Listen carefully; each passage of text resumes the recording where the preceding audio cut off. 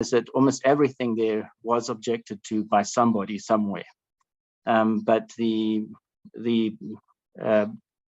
big objective, and this is something where Egypt very skillfully secured an outcome, was you get to a point where the collective is prepared to accept it. If they might not like specific parts of it, but as a package, it's acceptable. And that was eventually reached 2 days after the scheduled close on the 20th of November. What you did see there was a big pushback to the Glasgow approach on coal.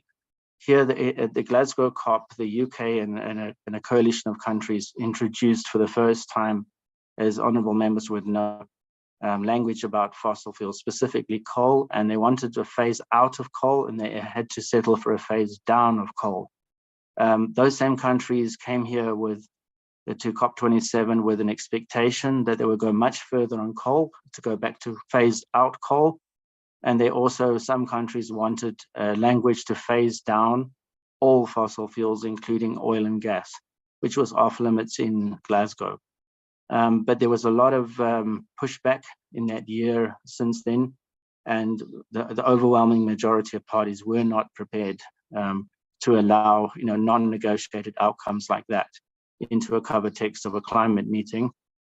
Partly because a lot of the countries, especially from the global south, you have environment ministers there who don't have the portfolios for energy, and these are fundamental issues of economy and development, which would have required a all of government mandate. So it wasn't just the south, but especially key northern countries also weren't prepared to do that. If we could move on.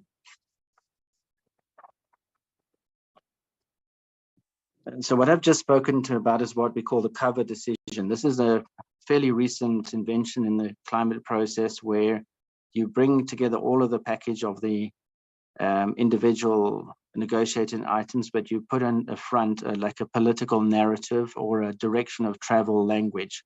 And that has become more of the prerogative of the host than a negotiated text. So Egypt was the one responsible for drafting it, and of course, it gets substantially modified. From our perspective, we thought Egypt did an exceptionally good job in framing this, and we also helped them, of course, with language, as did many other developing countries. The way they locate climate change within the sustainable development context and just transitions was very important for us. And what we call these safeguards for developing countries, the recognition of the on-the-ground realities that, different, and these would be differentiation, equity. So none of those Rio principles were eroded or replaced in this meeting, which is in itself a big achievement, given the pressure to remove them.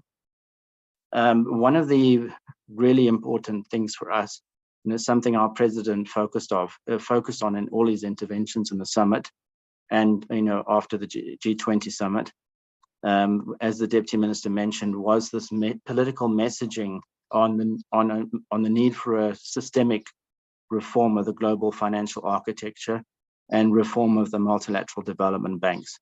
And this speaks to a reality that no matter what you can negotiate in a specific body like the UNFCCC in terms of financial support for developing countries, is going to be nowhere near the scale that you need. So you need to be able to access the big money that exists in the multilateral financial architecture on more reasonable terms than you can at the moment. The cost of borrowing money, the conditionality, and all the strings attached to it at the moment places that money out of the reach of the majority, and those who take it have huge burdens to accommodate. So that messaging came from all sides this time. The US, the Europeans, of course, different perspectives on it, but it was very positive and progressive that you had this groundswell of messaging from across the board on this one. The sense of urgency, 1.5, is fundamentally important to keep there. A lot of the negotiations were about trying to make sure that that message of urgency came across. Some parties, of course, are not happy with the language and say it's still too weak. Others are quite happy. We think it does explicitly say that there's the urgency and that 1.5 is is alive, because that's what the best science is telling us is needed. You would see in the cover text that there's a specific reference to the just energy transition partnerships. That's such as South Africa's one. Indonesia, there was a big announcement at this COP that they're the next one with a JETP package, and there's some other countries who may follow later. This was cast as a positive contribution towards mitigation. And finally, I mentioned before that there's no new commitments or signals on fossil fuels beyond accelerating coal phase down.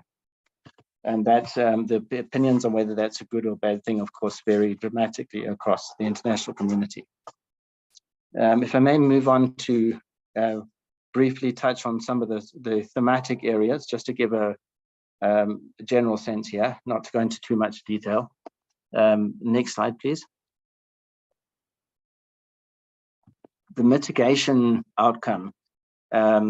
Here, the mandate is just to create a new work program. It's not to come up with new mitigation targets or any specific action, but the mitigation program is very important because that, of course, sets the stage for it's supposed to be all the way to 2030 for mitigation action. But it turned out to be the most divisive part of the negotiation, and I've listed here just some of the main negotiating groups which were at loggerheads with this. There was no progress at all for the longest time. So at the ministerial level, Denmark and Minister Creasy from South Africa were appointed as the facilitators of this track. And there was a complete deadlock still, but the facilitators proposed a middle ground, a bridging proposal. That too was not accepted by anybody. But it turned out to be very important because it showed the way forward, and what was finally adopted is a variant of it. So we did get an outcome, which was at one point didn't seem possible, but it was a very big achievement that there is an outcome on this. And what it basically says is that the work program will run to 2026, and you'll have yearly decisions up to then. And it won't replace the global stocktake, which is the main mechanism of the Paris Agreement for ratcheting up ambition. And there's a whole series of workshops attached to it. And so moving quickly to loss and damage, and this is the good news story, the main good news story for developing countries from this COP, because as we mentioned, for decades there's been this contestation that the countries most affected do not have insurance at scale to be able to deal with these extreme weather events, and you can have entire economies wiped out, or cities like we saw in Beira in Mozambique in just one night. So we need to unlock the multilateral system to help all developing countries who find themselves in that situation. And this has been blocked for decades. But at this particular COP, the breakthrough came that there is agreement to set up such a fund. It does not yet exist. It wasn't immediately set up, but what it does is sets up the negotiating track for the next year to work out the modalities for this fund, where the money is going to come from and who's eligible. The language, in our view, is G77 already tells you that all developing countries are eligible, and it also tells you that the money must come from all sources. But it will still be a very difficult negotiation in the year ahead, because there are very strong tendencies to try and limit eligibility to only SIDS or LDCs, or only some of the small islands, not others, because they're deemed to be too rich per capita and things like that. So this will be by no means an easy task, but there will be a fund by the next COP. And that in itself is a massive breakthrough for our process. Next slide, please. The finance outcomes, the reason the Deputy Minister was front-loading that, this is incremental progress, is because the mandates have been shaped because of, opposition from some developed countries to moving forward. They've been shaped in a very narrow procedural kind of manner. They're not strategic, decision-oriented, outcomes-oriented mandates. So there's very little room for maneuver there. And the timeframes for delivering on them were not this COP; they're in future COPs. So we're not going to get outcomes on things like the new global goal at this particular COP, but we did manage to get more of a evidence and analytical approach developing on this topic at this COP, which is progress. What you don't see, of course, is any willingness to allow multilateral oversight over commitments already made, such as the delivery of the or non-delivery of the 100 billion every year. And there's there was another one of these unilateral reports from the donors, but not that we call them donors in climate change, but the contributing countries saying that they're very well on track and they will make it next year. But it's a yearly target which has been missed every year, and it's supposed to be cumulative. We would have hoped for a fund for just transitions. So the idea has been put out there. It wasn't, of course, agreed to this one, but it's future work. And finally, on finance, that big picture framing, which we managed to get in the cover decisions and which the leaders advanced in the summit, is of key significance. We could move to adaptation. This is the most disappointing part of this COP, especially for South Africa, Egypt, and African countries who led this particular process. And I mentioned before that if you're going to turn the global goal in adaptation, which is one of the three framing goals of the Paris Agreement, into something which practically helps people on the ground and is implementable at a time when Paris is supposed to be already being implemented, you need to move it from just a slogan and unpack it and say what kind of work is needed in each particular sector. So the same kind of logic which the other side uses for mitigation applies also to adaptation. And so we developed this framing and got overwhelming support. And you'll see the kind of targets and things mentioned there. And to the point that it was actually issued as an L document, which in UN speak means that it's a text ready for adoption, because nobody in the actual negotiations is coming up with anything different. And the majority seem to be saying yes. So that Egypt thought, well, it's ready for adoption. But when we got to the adoption time, there was an entirely different text which appeared, which we hadn't seen before.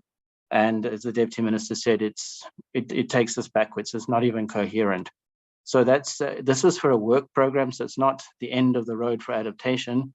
It just means that we've got to do even more work, to catch up for where we would have been now. And, so adaptation continues to lag behind, but South Africa will just redouble and triple its efforts to get this back on course, because it really matters, because you can't be serious about loss and damage if you don't deal with the step between, which is to make your economies and societies more resilient. Then finally, if we can move to other outcomes.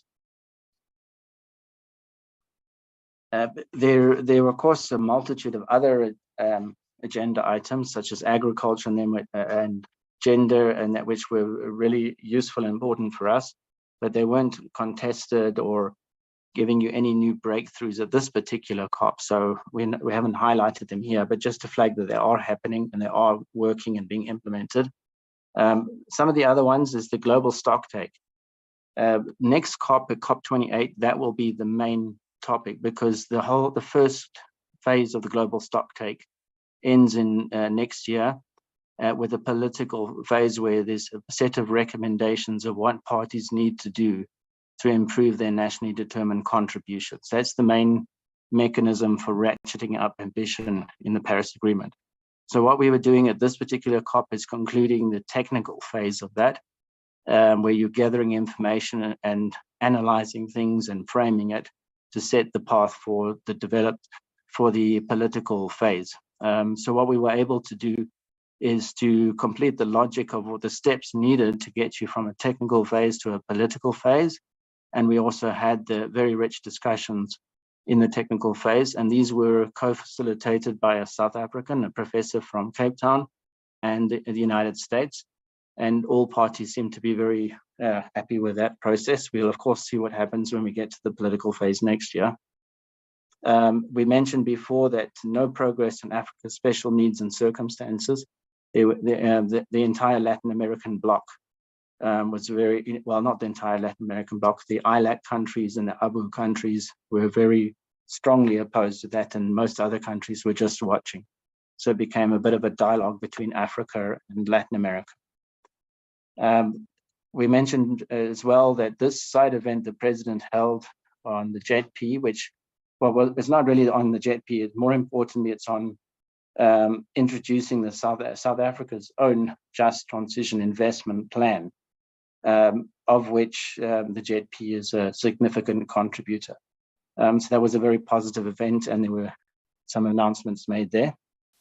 And we had, as with all these climate COPs, there's always opportunities for a multitude of bilateral meetings, presidential level and environment minister level and negotiator level, which we held.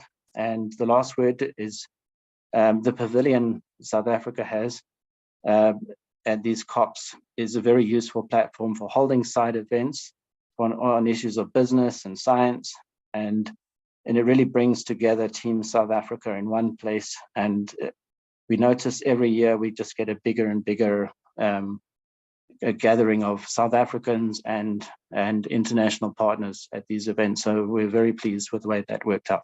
So honorable members, if I could stop there. Thank you for your time.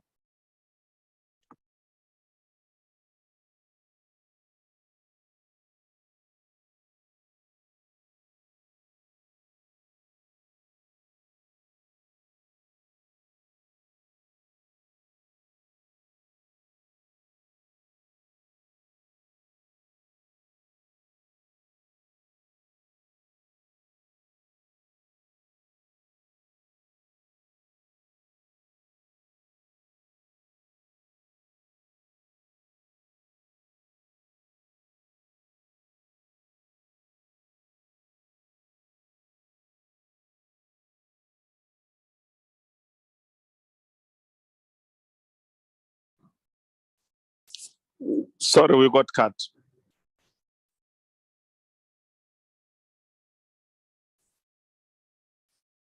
Hello?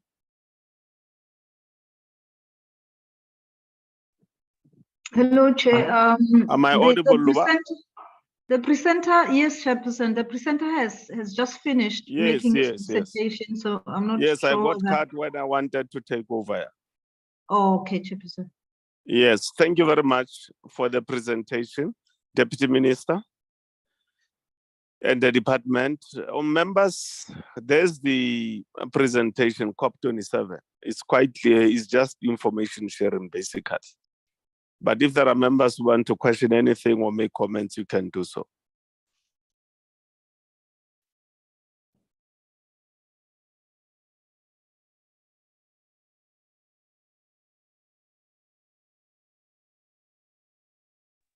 Okay, it looks like all of us are content with the information sharing on COP27. I think it's quite useful. We can at our own time compare with the other COPs from 1 up to 26 and look at it, as the presenter was saying, look at the interest of not only us as South Africa, but the African continent and developing countries, because the world suffered degradation as part of industrialization, which humanity needs, but at the same time, humanity does that at its expense. And evidence is there as presented by the presenter to show that the world is on a wrong path. We are trying to recoup the degradation that we have done to the planet as humanity. So thank you very much, Deputy Speaker. Deputy Minister and your team. And I also want to thank the honorable members and remind them that today we are exactly 24 days towards Christmas. We are exactly 31 days towards the end of the year 2022. We came together in 2019 as a collective. Along the way, everything else looked to be heading towards perishing, because from nowhere emerged the COVID-19 virus, to which we had to respond as Parliament, as the executive, as the people of South Africa and the world. And I think we had to adjust quickly. We did that very well. The staff, some of them were affected by COVID. Some of the members were affected by COVID directly and indirectly. So I want to thank everybody and say, let's enjoy Christmas. It's not the end of our financial year. Our financial calendar ends in March next year, but enjoy the celebrations of the Christmas and enjoy the celebrations of the New Year. Everything to the moderate. And when we meet next year, when we reopen, let us all come back with invigorated energy. Of course, we are meeting for the last time next week, Tuesday, because of the report which was presented today by the Section 89 panel. We won't be able to meet again as the committee between now and then. That's why I'm taking this opportunity to wish everybody a Merry Christmas and a Happy New Year. Thank you very much, honorable members, the executive, our staff, our revocrats. May God save you from any other thing that we don't require, which may be driven towards us by the spirit of the devil. The devil is a liar. We must unite in prayer for things which are going wrong on this planet, so that as humanity, we cannot perish, but we must be able to overcome all adversity. The meeting is closed. Oh, amen to that, Chairperson. Amen. Thanks very much. Siyabonga. Bongani.